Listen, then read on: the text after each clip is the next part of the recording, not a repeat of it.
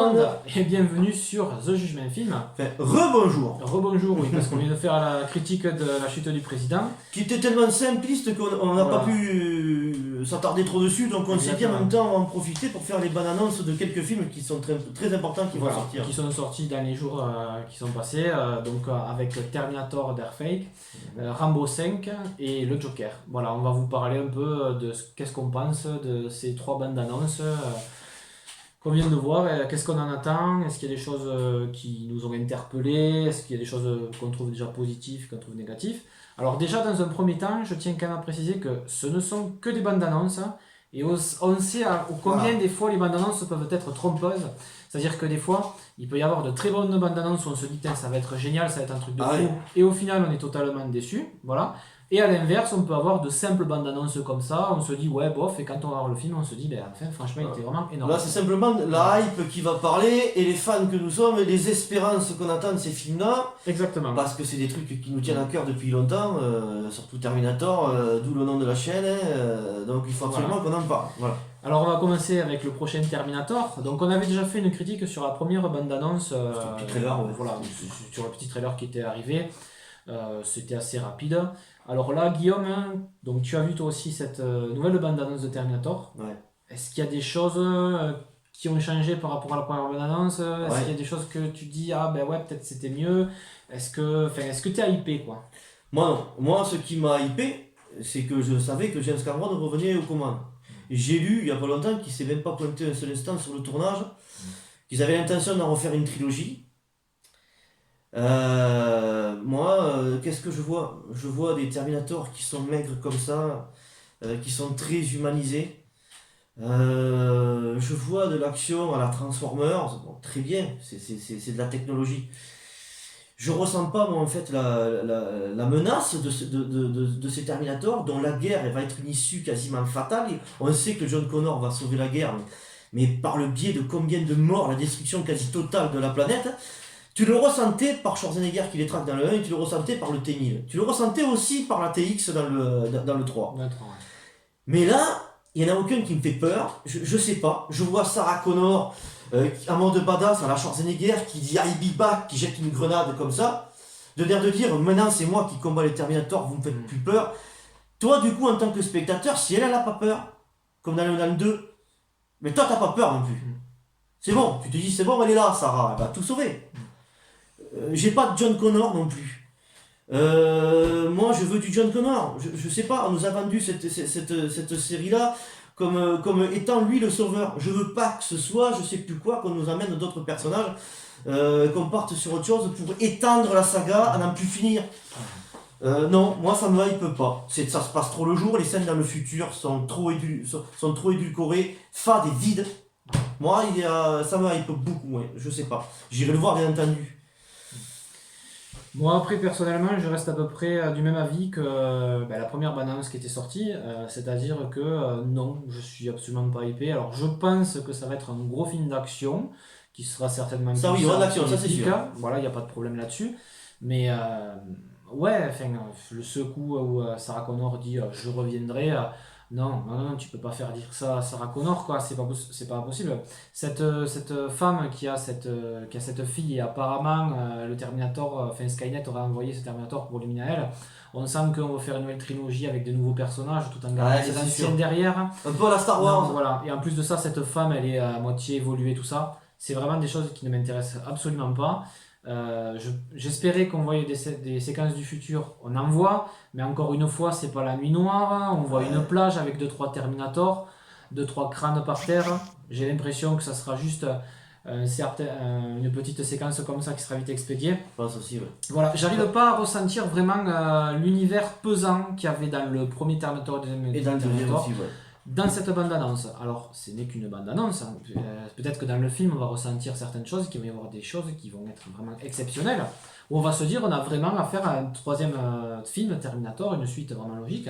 Qu'est-ce que tu en attendrais, toi, d'un Terminator? Déjà, qu'est-ce que ça a représenté pour toi, Terminator, et qu'est-ce que tu en attendrais de Terminator? D'un 3, là, d'un 3. Voilà, comme je l'avais dit dans la... On sait qu'il n'est pas nécessaire, en plus, puisqu'il avait déjà fait sa vraie fin, James Cameron. Tu me l'as sorti de la bouche, puisque c'est ça que j'allais dire, que dans la version longue de Terminator 2, il avait terminé son œuvre.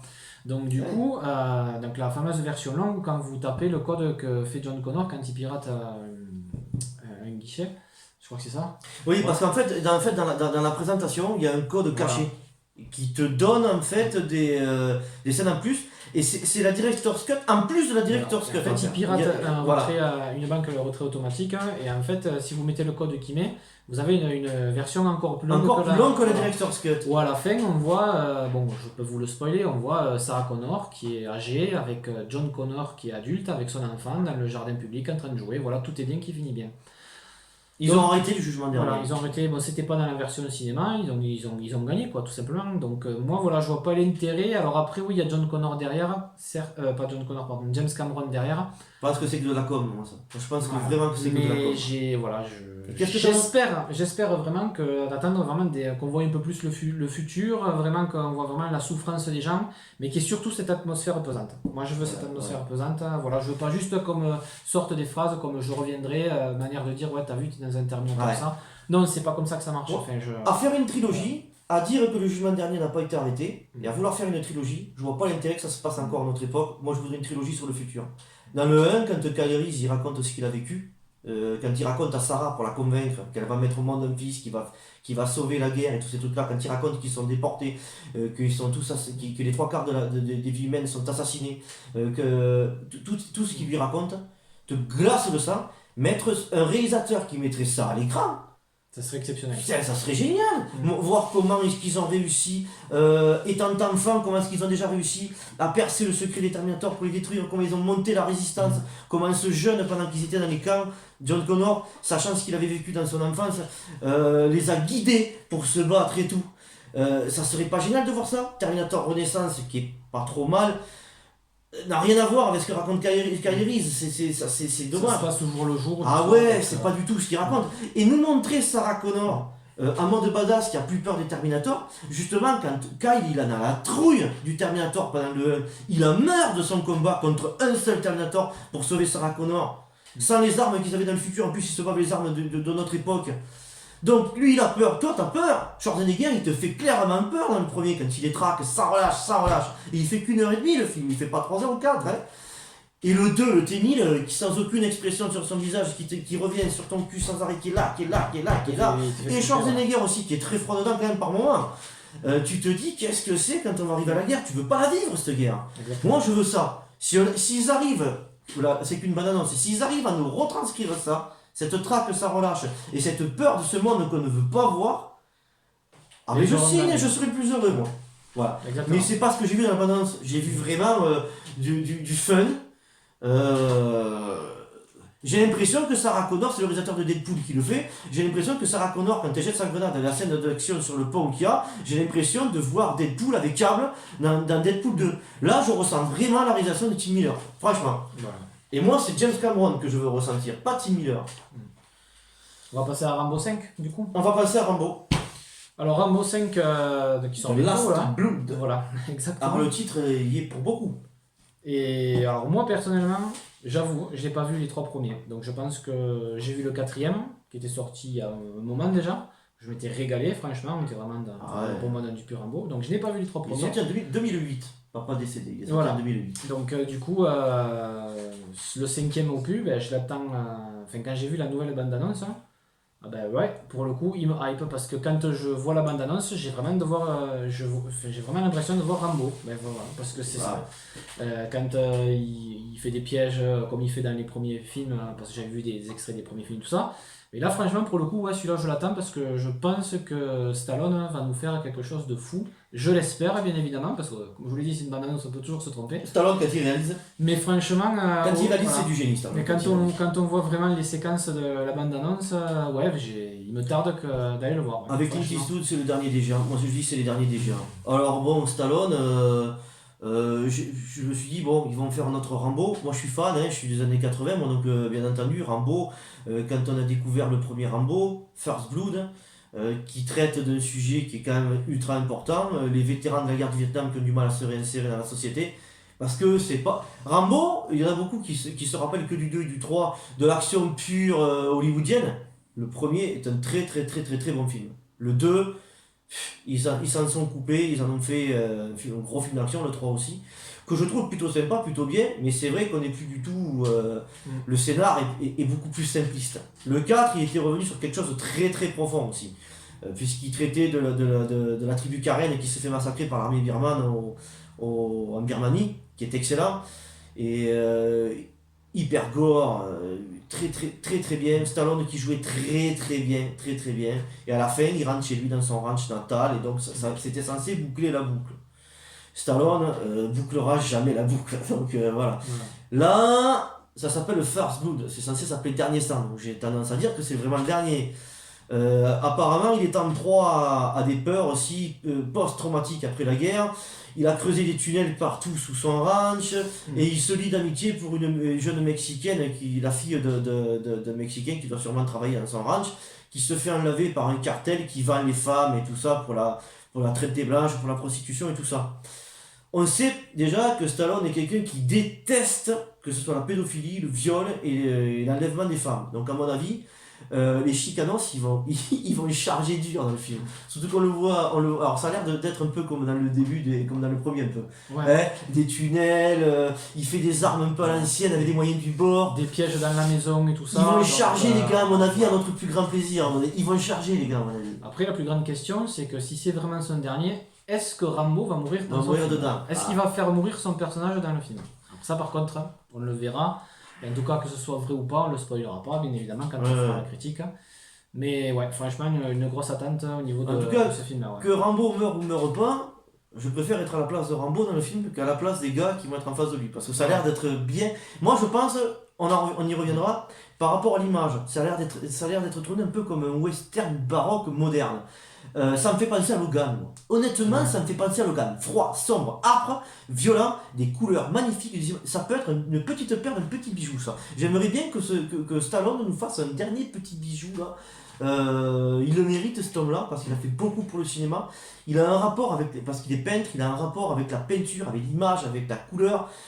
Il peut nous faire un petit bijou. Il peut nous un faire. petit chef-d'œuvre, ouais. Franchement. Dans ce registre-là, franchement, ouais. Et le problème, c'est que les gens vont se freiner parce que c'est Rambo. Il faut pas qu'ils se freinent parce que c'est Rambo. Franchement, j'ai l'impression que celui-là, il va être...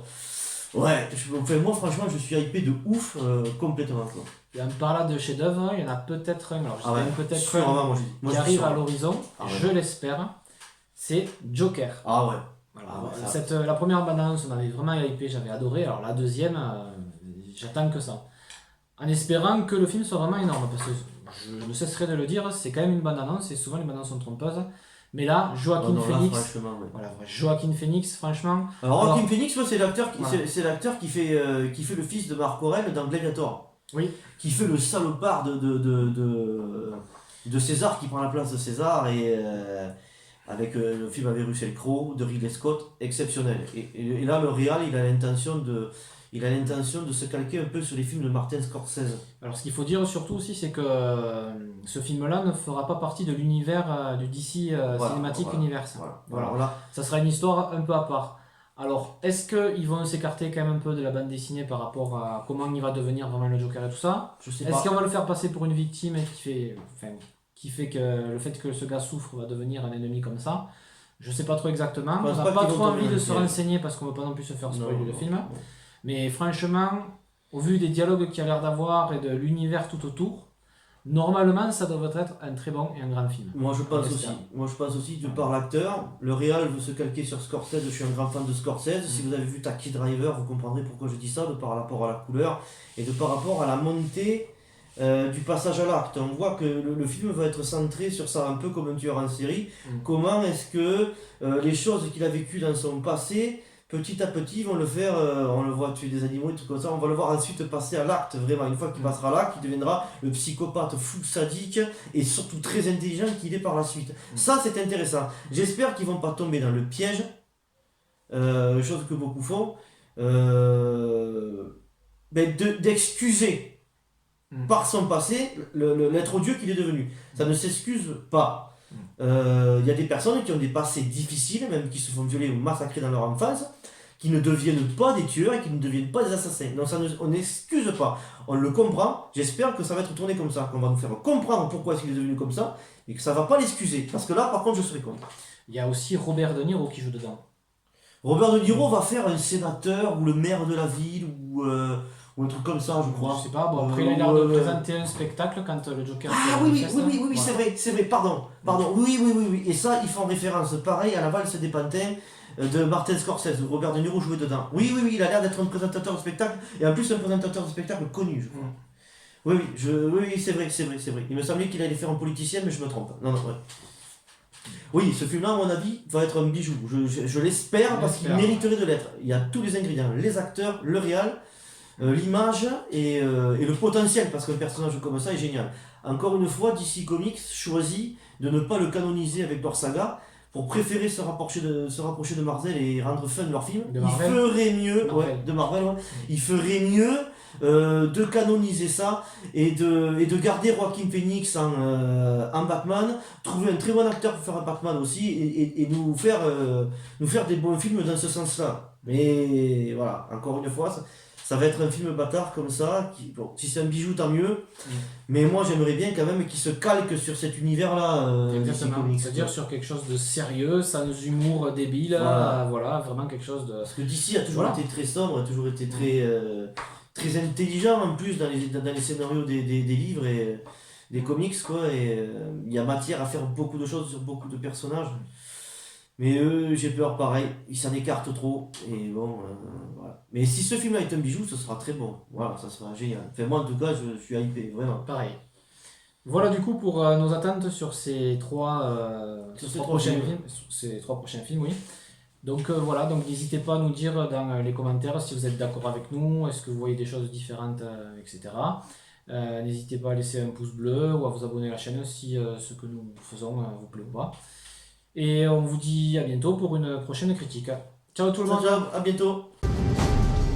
Hasta la vista, baby.